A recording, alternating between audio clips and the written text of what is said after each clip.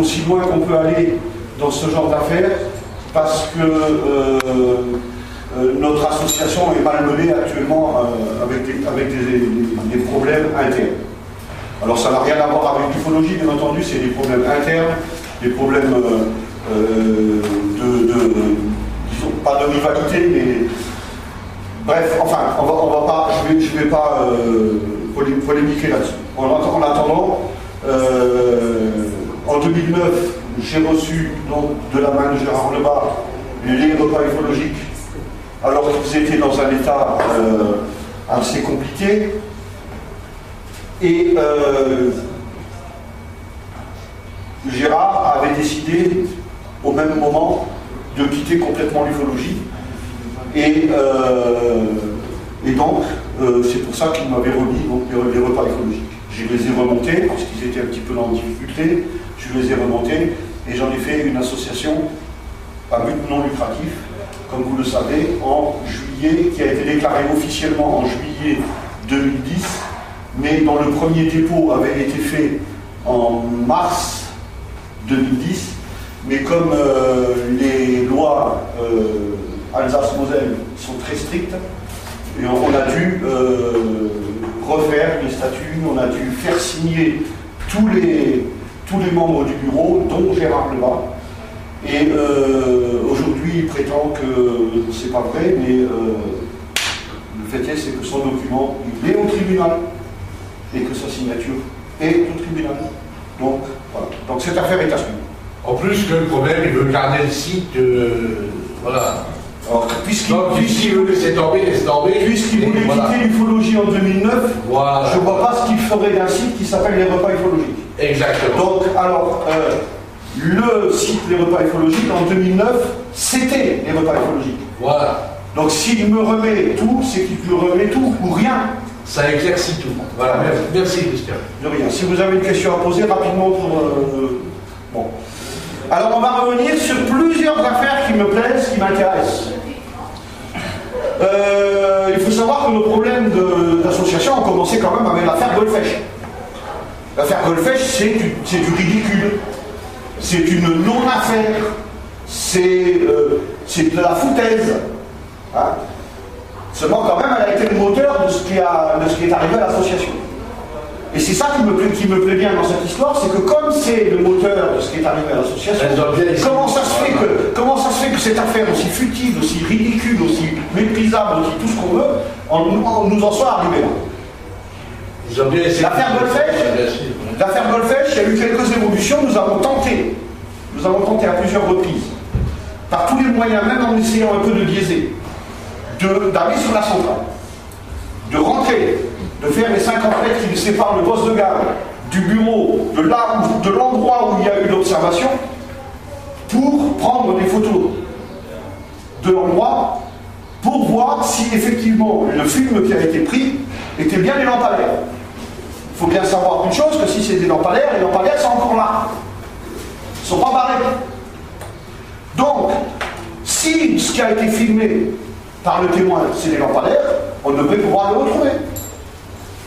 Alors pourquoi nous interdit-on de retourner d'aller juste voir, on ne va même pas dans les installations, on va juste devant la direction de la centrale, mais non, on ne veut pas. On ne veut surtout pas que ça fasse de lui.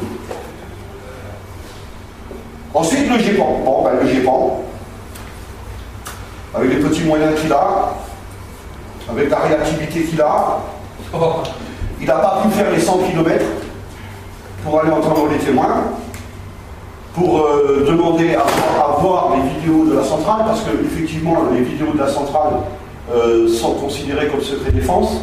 Ça, je l'ai appris très récemment, hein, notamment à Lyon, quand j'ai emmené Jean-Gabriel Grenet avec moi au repas ufologique de Lyon, et c'est là qu'un ancien officier de la gendarmerie m'a dit que les caméras de la centrale sont, l'emplacement des caméras est considéré comme secret défense.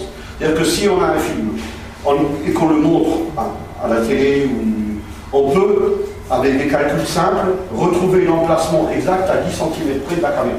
Oui, mais enfin, on joue contre la nation. Alors ce que nous on voulait plutôt, c'était simplement voir les films, mais ça aussi on nous en empêche. Voilà. Mais de toute façon, une fois que le calme sera revenu, et ça ne va pas tarder, parce que de toute façon, nous avons tous les éléments qui sont avec nous, qui nous donnent non seulement notre bon droit, mais aussi au niveau de la moralité, nous sommes dans notre droit. Hein, on est légitimement, notre avocat nous a prévenu, on a tout ce qu'il faut pour pouvoir arriver à... Donc, encore une fois, je le dis une fois ici, je l'ai dit sur les forums, j'ai envoyé des courriers, on a tenté l'arrangement à l'amiable par tous les moyens possibles, ça a été refusé par la partie adverse. Si ça va jusqu'au procès, personne n'en sortira indemne. Ni les repas ufologiques, ni les personnes en question. Donc je réitère la demande en disant, voilà, moi je veux un arrangement à l'amiable, il suffit simplement que la partie adverse fasse le deuxième pas. Surtout qu'on a beaucoup à faire, c'est la question, la sûreté nucléaire, la sécurité nucléaire et l'État. Tout à fait, tout à fait. Ça c'est en ce qui concerne l'affaire de Golfe. Voilà. Et puis c'était un mauvais moment parce qu'il y avait un rapport sur la sécurité des centrales nucléaires. En plus, on était exactement. Exactement. Alors la dernière fois que je suis venu à Metz, si vous vous souvenez, je vous ai parlé d'un document de la direction générale du secrétariat général à la défense nationale. Naturellement, vous avez eu un intellectuel sur Internet qui a été chercher la source. Donc, vous avez un extrait d'un document qui est une note interne du secrétariat général à la défense nationale qui est classé confidentiel. Je ne vois pas comment on peut trouver sur Internet ce type de document. Hein? Tout le monde sait que pour appuyer sur le bouton rouge du nucléaire, il faut des codes. Hein? Tout le monde le sait. Personne ne les a vus, ces codes. Hein? Personne. Mais tout le monde sait qu'ils existent. Bon. Si moi, un jour, je vous montre que je tombe sur un code et puis je dis, tiens, allez hop, personne ne me regarde, je vais le mettre sur Internet. Et puis, oh, j'ai fait une connerie, je l'enlève tout de suite. Et puis, il y en a un qui le récupère. Si vous le présentez à ce genre d'intellectuel, vous allez comprendre qu'on n'a pas trouvé la source. Donc, puisqu'on n'a pas trouvé la source, ça n'existe pas. Vous êtes un menteur, monsieur. Bon. Donc, voilà. Par contre, ce document de la SGDN, celui que je vous ai montré l'autre fois, il a été présenté il a été présenté à la conférence de la SAGEM le 31 mai 2010. Dans cette conférence de la SAGEM, donc, les responsables de la 3F l'ont montré.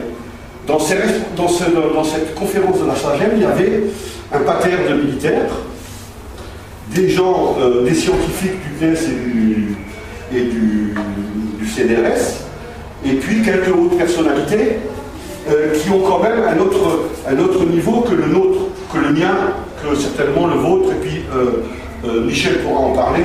Ce sont des gens en général qui, quand ils disent quelque chose, c'est pas de la fumisterie. Donc ce document a été présenté à ces gens-là. Et quand on voit les grades des officiers qui étaient présents, ils font partie de cette SGDN. Donc quand ce document a été présenté, comme par hasard, personne, y compris le représentant du CNES, n'a mouflé les mots.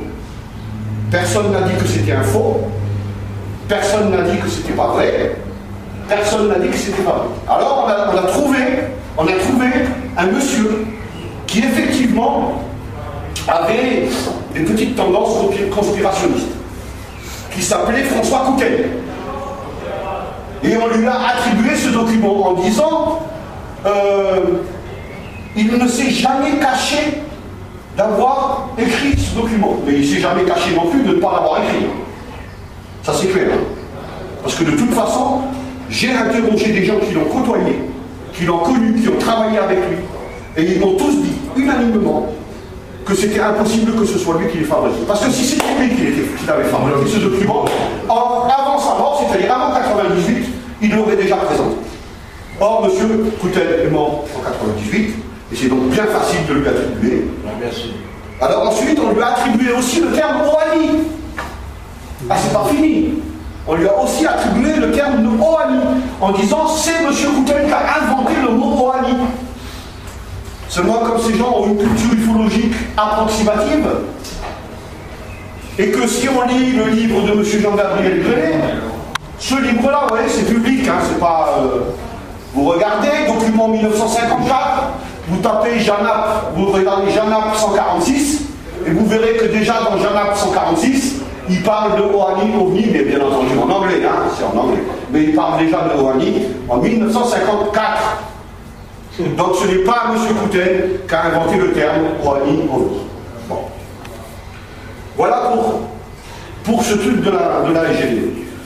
Donc, le document de la SGDN, effectivement, on n'a pas les preuves à 100% que c'est un document véridique, mais en tout cas, on a la démonstration que, au moins, il n'a pas été ni démenti, ni réfuté par les gens auxquels il a été présenté.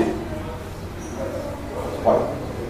Donc, ça démontre, c'est un élément qui démontre un début, à mon avis, un début de divulgation au niveau des zones.